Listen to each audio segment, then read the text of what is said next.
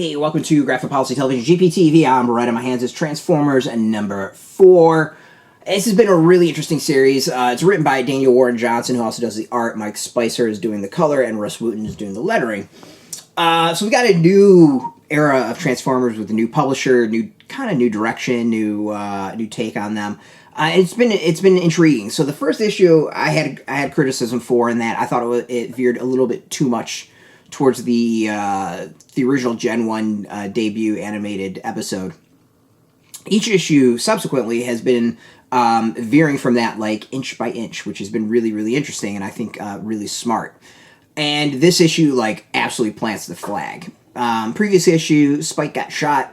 Optimus has decided to take it upon himself to go and try to get Spike to safety. Optimus himself has been jacked up. He's missing an arm.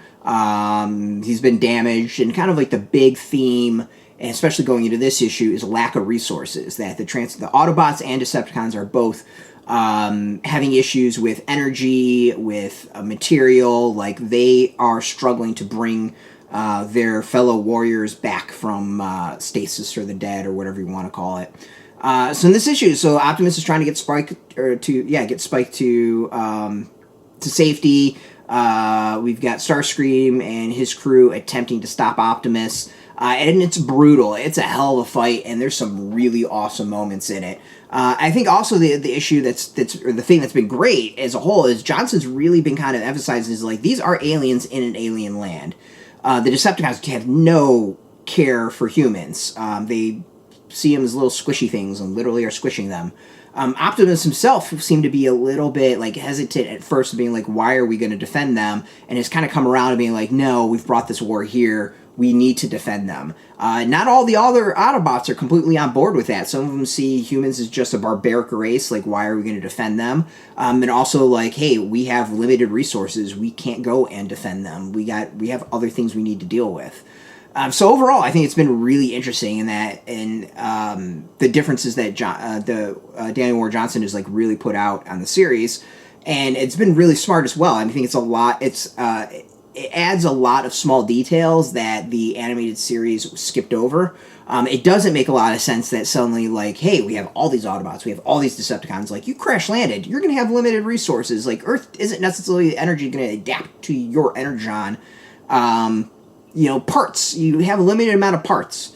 And then also humans as a whole are going to be really skeptical of these giant robots that have shown up. Like, they're going to go insane and start shooting up the place.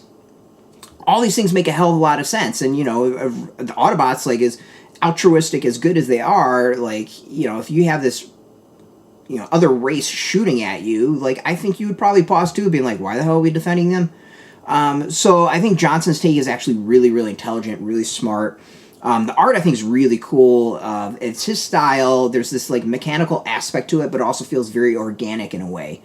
Very natural. So, with Optimus driving around with, like, an arm missing off, you see a lot of details of the mechanism, like the underlying robot form without kind of the outside, and I think it's really neat. Like, it's a lot of cool details. So to me, the series has been about those details. It's been about the small details that have been slowly adding to everything and really kind of like making this take stand out from what has come before. We also get some teases as to what happened to Megatron, and holy shit, let's go with that. Like, holy crap, is that a shocking ending.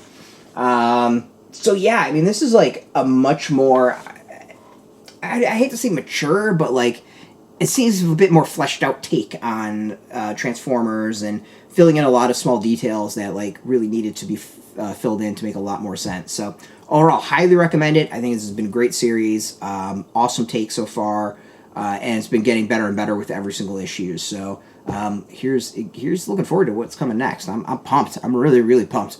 You can go get your issues of Transformers number 4 in comic shops. We got a link beneath this video. Put in your zip code, tell the comic shops near you.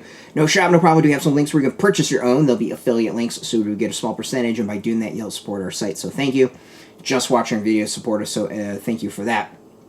If you're into comics, check us out every single day at graphicpolicy.com.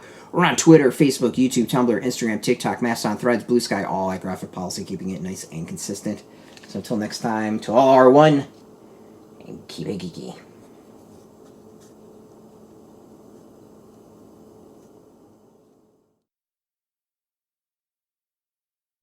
Hey, thanks for watching the previous video from Graphic Policy Television. Just by watching, you help support our site. Thank you so much. Now, if you're watching these videos, you probably care about geeky things like movies, television, comic books, toys, games, video games, you name it. You can go and subscribe right now to our YouTube channel to stay in touch and catch all the new videos, or check out our website at graphicpolicy.com. There's a nice link on this end of the video. But as always, thank you for watching. Keep on rocking and keep it geeky.